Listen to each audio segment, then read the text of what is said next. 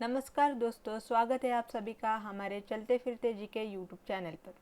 दोस्तों, चाहे आप एसएससी, रेलवे या किसी भी स्टेट एग्ज़ाम की अगर तैयारी कर रहे हो तो जीके और जीएस का रोल सबसे अहम होता है।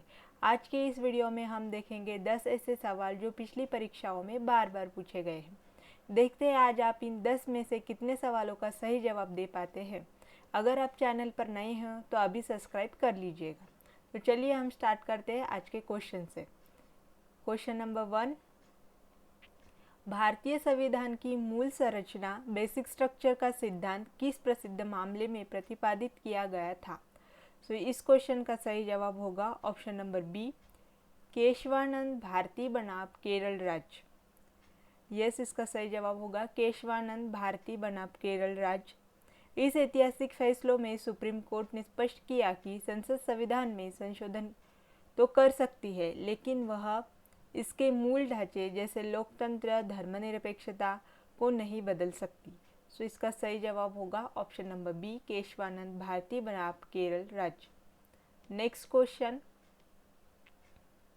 निम्नलिखित में से कौन सा एंजाइम लार यानी कि सलाइवा में पाया जाता है और स्टार्च को माल्टोज में तोड़ता है?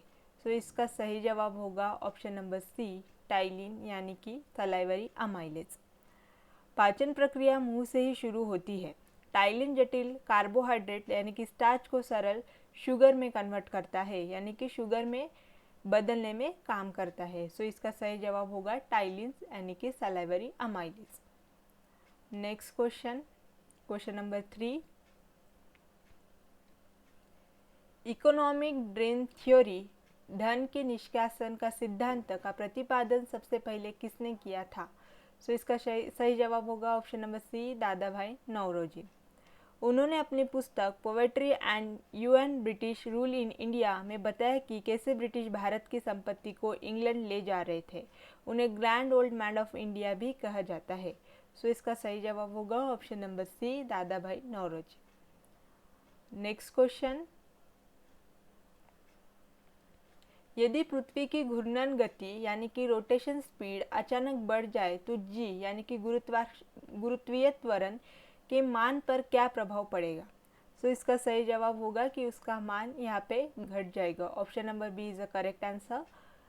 यहाँ पृथ्वी की घूर्णन गति और गुरुत्वाकर्षण के बीच व्युत्क्रमानुपाती संबंध होता है, यानी कि ध्रुवों को छोड़कर गति बढ़ने पर सेंट्रीफ्यूगल बल बढ़ता है, जिससे प्रभावी जी कम हो जाता है। जी यानी कि गुरुत्वीय त्वरण यहाँ पे कम हो जाता है। इसका सही जवाब होगा ऑप्शन नंबर बी, घट जाएगा। Next question, vernacular press act 1878 को किस वॉइसरॉय ने रद्द किया था? इसका सही जवाब होगा Lord Ripon. Yes, Lord Ripon ने वर्नाकुलर प्रेस एक्ट 1878 को रद्द किया था। लिटन ने भारतीय भाषाओं के समाचार पत्रों पर प्रतिबंधन लगाने के लिए यह कानून बनाया था, लेकिन रिपर, जिन्हें स्थानीय स्वशासन का जनक भी कहा जाता है, इसे 1882 में रद्द किया था। Vernacular press act Lord Ripon ने रद्द किया था। इसका सही जवाब होगा option number B, Lord Ripon. Next question, प्रकाश के पूर्ण आंतरिक परावर्तन टोटल इंटरनल रिफ्लेक्शन के लिए कौन सी शर्त अनिवार्य है?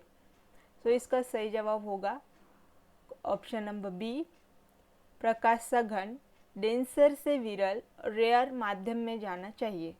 प्रकाश डेंसर से विरल और रेयरर माध्यम में जाना चाहिए। Option number B is the correct answer. इसके साथ ही आपतन कोण यानी कि एंगल ऑफ इंसिडेंस क्रांतिक कोण यानी कि क्रिटिकल एंगल से अधिक होना चाहिए। इसे सिद्धांत पर ऑप्टिकल फाइबर काम करता है।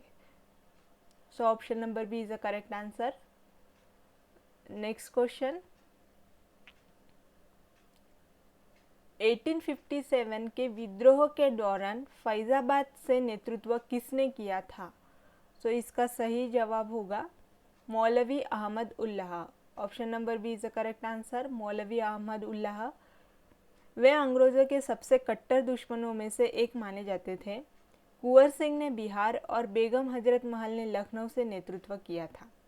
सो यहाँ पे ऑप्शन नंबर सी जो कुंवर सिंह बताया है, उन्होंने बिहार का नेतृत्व किया था और बेगम हजरत महल ने लखनऊ से नेतृत्व किया था। ये भी आपको ध्यान रखना है। सो इस क्वेश्चन का आंसर होगा ऑप्शन नंबर बी, मौलवी Ahmad Ullah. Next question, bauxite किस धातु का मुख्य अयस्क ओर है? तो इसका सही जवाब होगा option number C, aluminium. Bauxite aluminium का ओर है। बॉक्साइट से एल्यूमिनियम प्राप्त करने के लिए बेयर प्रक्रिया यानी कि बेयर प्रोसेस का उपयोग किया जाता है। भारत में ओडिशा इसका सबसे बड़ा उत्पादक है। तो ये भी ध्यान रखना है, सबसे बड़ा उत्पादक ये ओडिशा है। भारत में सबसे ज़्यादा प्रोडक्शन उसकी ओडिशा में ही होती है। So option number C is the correct answer. Bauxite aluminium का ओर होता है। नेक्स्ट क्वेश्चन, भारतीय रिजर्व बैंक आरबीआई का राष्ट्रीयकरण किस वर्ष किया गया था?